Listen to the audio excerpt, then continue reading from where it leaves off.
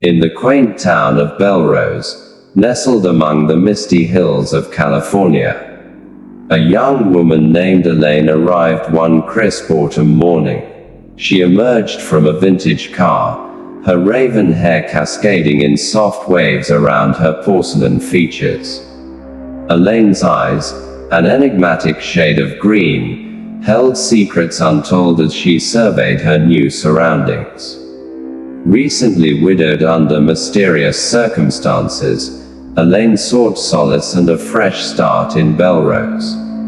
With her belongings packed tightly in vintage suitcases, she stepped onto the cobblestone streets, her heels echoing against the pavement. As if guided by fate, Elaine found herself drawn to a charming Victorian-style house with lace curtains adorning its windows. The sign above the door read, "Rooms for rent," and she knew she had found her sanctuary. Upon entering, she was greeted by Trish, the owner of the house, a warm and motherly figure with a twinkle in her eye. Trish sensed an air of mystery surrounding Elaine but welcomed her nonetheless, sensing a kindred spirit beneath her reserved demeanor. Elaine rented a cozy room on the second floor, adorned with antique furniture and delicate floral wallpaper. From her window, she could see the town square bustling with life. Yet she remained an enigma, a solitary figure observing from afar. As the days passed, Elaine immersed herself in the quaint rituals of small-town life, attending local gatherings and exploring the hidden corners of Belrose. Yet, behind her serene facade, lurked a longing for something more, a desire that burned like a flame within her soul. In the quiet of her room, Elaine delved into her studies of the occult, her shelves lined with ancient tomes and spellbooks passed down through generations. She was not just an ordinary woman seeking refuge. She was a witch, with powers beyond mortal comprehension. As the sun dipped below the horizon, casting shadows upon the sleepy town, Elaine stood at her window, gazing at the moonlit sky with a sense of anticipation.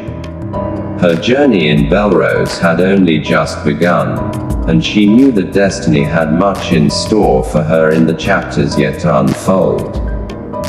As Elaine settled into her new home, nestled in the serene outskirts of a quaint town, she embraced the solitude as an opportunity to delve deeper into her craft.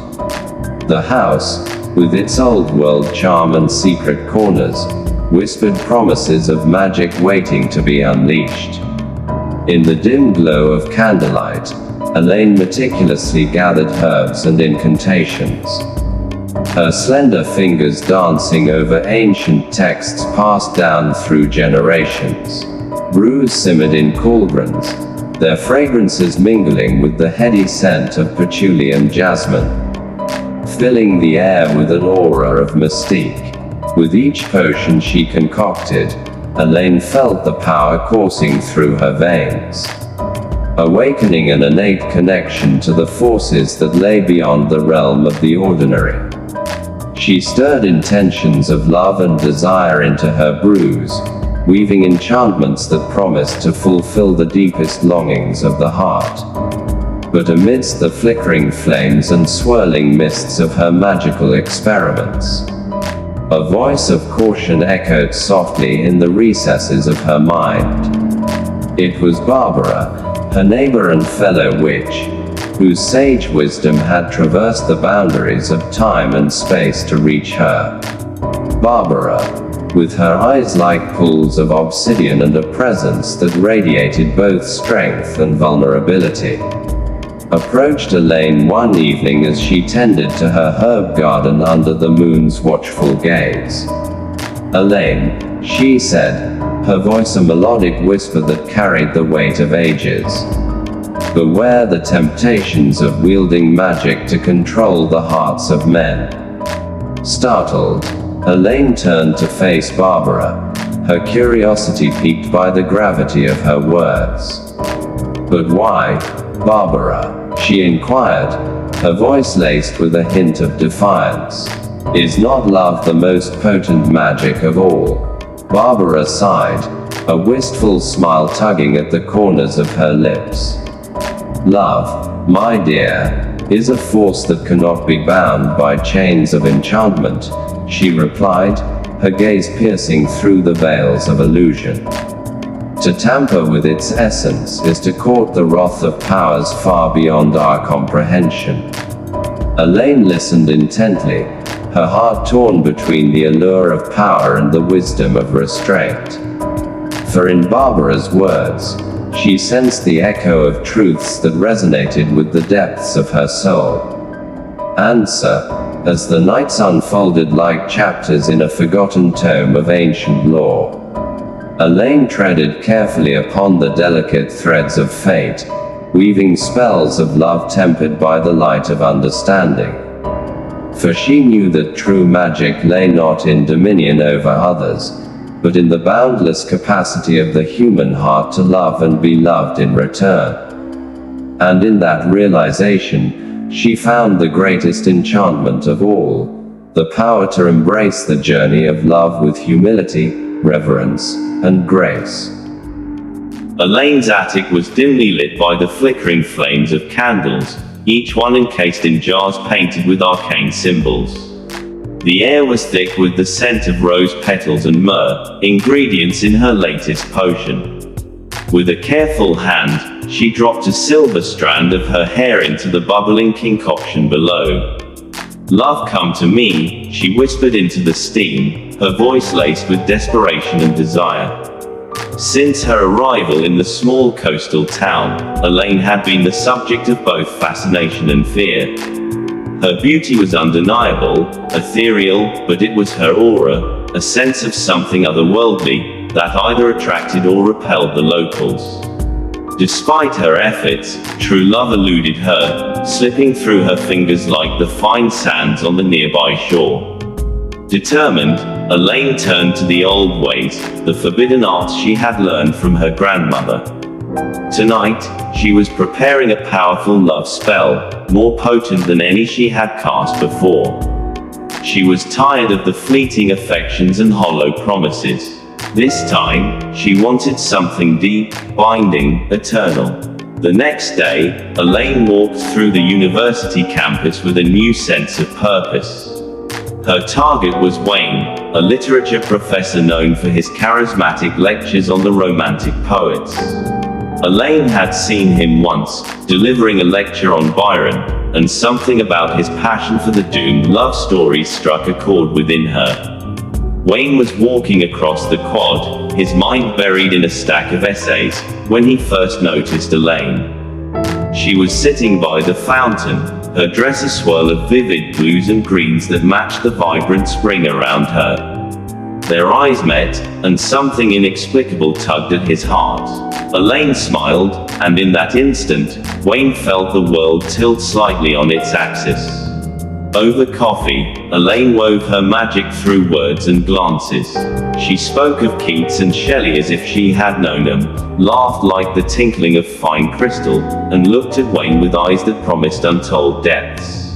Unbeknownst to him, her charm was aided by the potion she had dabbed behind her ears, the scent barely perceptible but potently magical. As the days turned into weeks, Wayne found himself irresistibly drawn to Elaine. He, who had always prided himself on his rational mind, felt increasingly consumed by a passion that defied logic. They spent long nights discussing literature, their conversations drifting towards the nature of love and desire. Elaine listened, her heart swelling with hope that this time her spell had conjured not just love, but love in its truest form. But as the spell took deeper hold, Wayne began to change. His once sharp mind grew distracted. His lectures became ramblings of a man lost in the throes of an obsessive love. His colleagues whispered, and his students speculated, but all Wayne could think of was Elaine. One evening, under the full moon, Elaine brought Wayne to the beach. The sea was a tumult of waves, mirroring the turmoil in Wayne's eyes. "I have never felt like this," he confessed, his voice raw with emotion. Elaine touched his face, her fingers cold yet strangely soothing. "Nor have I," she lied, her heart twining with guilt and joy. But the magic that bound Wayne was a heavy chain disguised as a silken thread. He grew erratic, his emotions a pendulum swung wildly by the slightest word from Elaine. One moment he was euphoric, the next plunged into a despair so deep it frightened her. It was then that Elaine realized the true cost of her spell. Love, real love, was not something to be forced or fabricated. The realization hit her like the cold sea spray, chilling and bitter. She saw in Wayne's haunted eyes not the reflection of her own desires, but the shadow of her manipulation. Torn between her longing for love and her horror at what she had done to Wayne, Elaine faced a choice. Could she break the spell, release him from the torment she had caused? Or would she continue down this dark path, driven by the fear of being alone? As the moon cast its silver light over the waves, Elaine knew what she must do. With a heart heavier than the ocean itself, she prepared to undo the magic that had brought her what she thought she wanted most. She would face whatever came after, alone and unaided, but free from the shadows of deceit. In the darkest hour of the night, she whispered her decision to the sea, hoping for forgiveness, from Wayne, from herself. Tomorrow, she would begin anew, her quest for love no longer tainted by witchcraft. But perhaps, this time, guided by the hard-earned wisdom of her mistakes.